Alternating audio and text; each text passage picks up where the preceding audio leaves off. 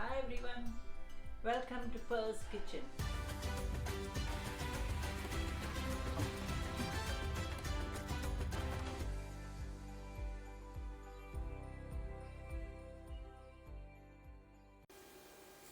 Today I'm going to show you how to make Baingan ka bharta. Now Baingan means aubergine, so it's aubergine mash. Many people don't like aubergine, but if you make it this way, it's really delicious. And the most important thing is that the aubergine is full of iron, so people who are lacking in iron, this is a very good recipe for them. Now the ingredients that you need for the Baingan ka bharta is, first of all you need a very heavy based pan. So I've got the karahi, and in there I've got 3 tablespoons of oil. Then the rest of the ingredients is here. I've got 2 large chopped onions, 3 large chopped tomatoes.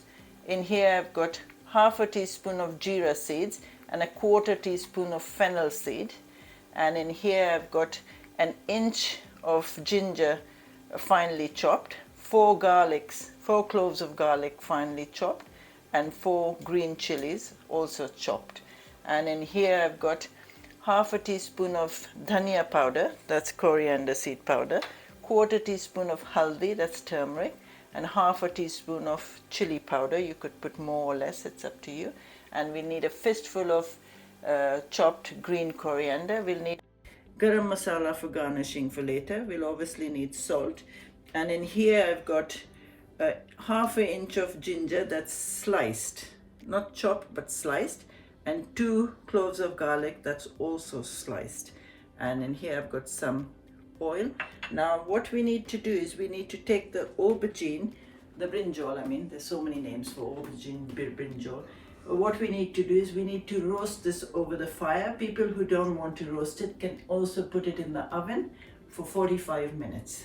Okay, you just have to brush it with oil and then put it in the oven. But I like to do it this way because my mum always used to actually do it on coal fire or wood fire, and so it became nice and smoky. So the best thing I can do is here. I've made it on the gas, it's really delicious. But if you put it on the gas directly, it'll make your gas very messy. So if you have something like this, because then the mess will go on this and it actually cooks it slower and better. So these are the things I need to tell you about the aubergine. Now let's make some Baingan ka bharta. Okay, so the first thing what we need to do is we need to get the aubergines roasted, okay? So you just take some oil in your hand and just rub it all around the aubergine, on both of them.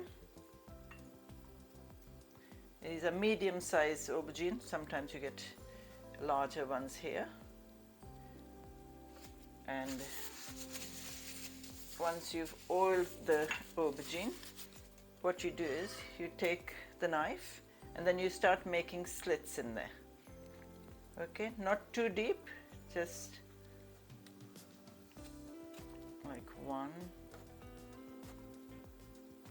2, 3,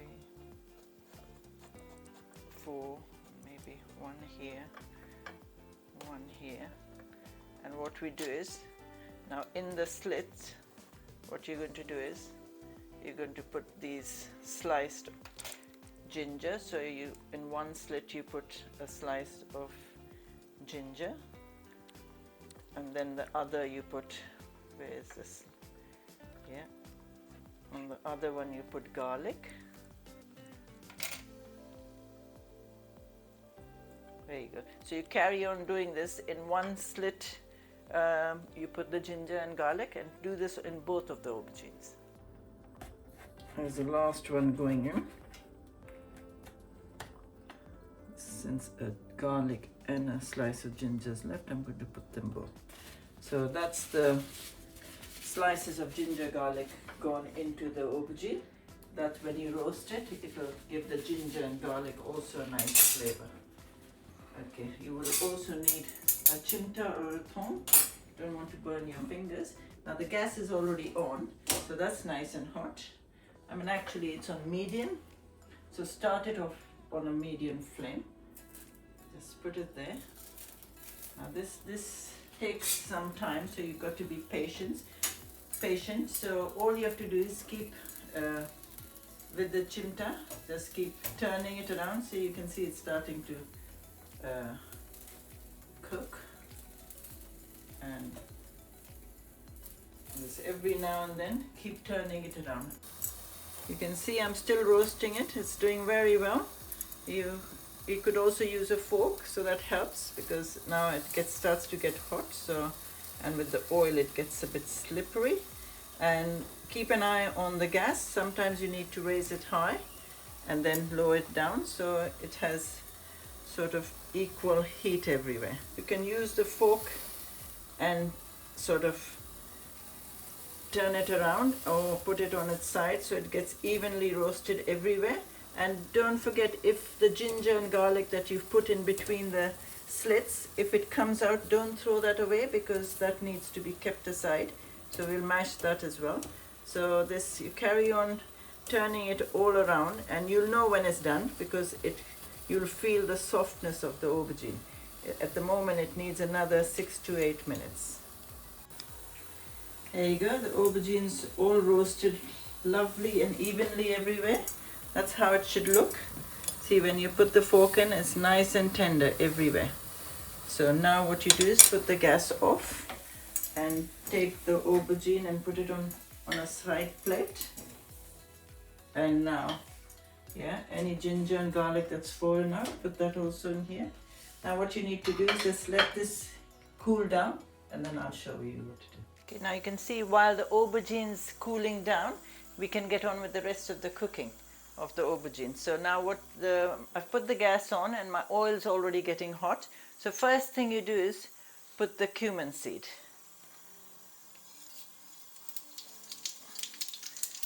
There you go. Just stir it for a few seconds, and then straight away put the fennel seeds.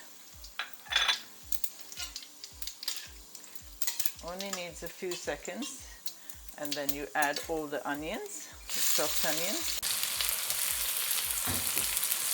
Stir the onions, and now let the onions fry till it has a very slight golden color. As you see, the onions are nice and golden. Slightly golden. You don't want them too brown.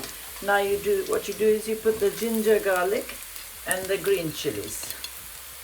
And I keep the flame on a medium, the gas on medium, and now fry this for another 2 minutes.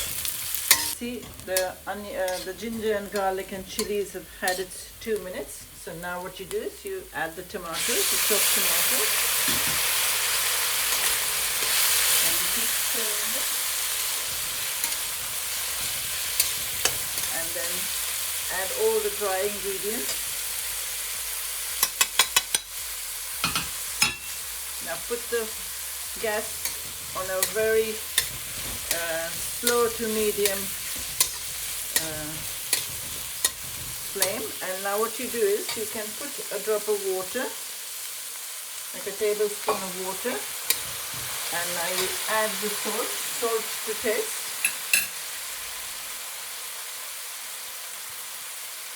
Maybe 3/4 teaspoon of salt. And if you put the lid on now, so then it will give the tomatoes some time to soften. So, and now this should take at least 5 minutes. While the tomatoes are having its 5 minutes and cooking, and the aubergine's nice and cool down now, so what we can do is we can start peeling the aubergine. So just remove like these skins.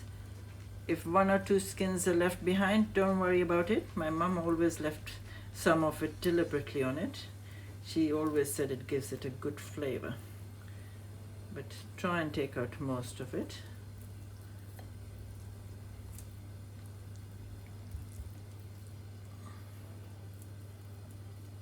Especially the hard ones, but the soft ones, see, I'm going to leave some behind because I like some of the skin on.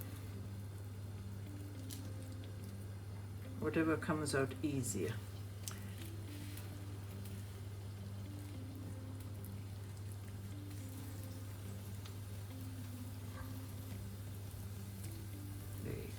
I'm going to leave some because I think it gives it good flavor. So now you just take a fork and mash all the aubergine. Okay, and then I shall see you. There you go, it's all mashed, and when you come towards the tip of it with the stalk, you just remove that. See? Actually, my mom used to leave it behind. But anyway, we'll remove it. And that's it, keep that aside, and we wait for the tomatoes to get done. Now the tomato has had its 5 minutes. If you think that it's getting caught at the bottom, just put another tablespoon of water, okay? And keep the flame on a slow flame. That's how the masala should look like. Tomatoes are nice and soft now. So what you do is now you add all the aubergine, all that mashed aubergine, and the ginger and garlic that's all mashed in there. Give it some lovely flavor and give that a stir.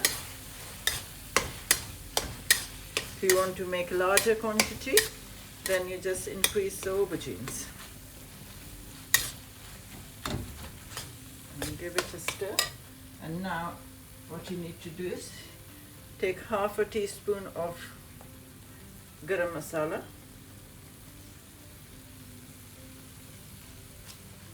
and take half of the coriander. And now you stir that in.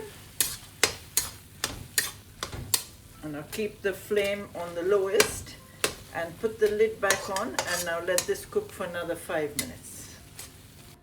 The aubergine has had its 5 minutes. That's how it should look like. You can give it a stir. It smells absolutely delicious. And then you do is take some more coriander, put the gas off, take some more coriander and just sprinkle on the top. And like I always say, let any Indian food you make, let it rest, and because it always tastes better. So, but I'm going to dish it out and show you.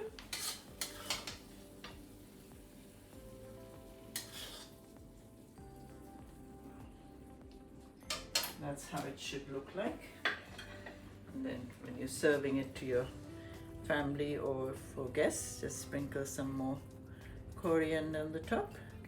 And this is really delicious, and like you said, like you saw, it's not difficult to make, and this goes very well with parathas, chapati or naan bread, and it can be eaten as a main or a side dish. If you're eating it as a side dish, you make some dal with it, and dal, rice, and this Baingan ka bharta goes beautifully. So I hope you all like this. If you like it, give it a thumbs up, and don't forget to share and subscribe to my channel. And I shall see you next week with some more delicious cooking.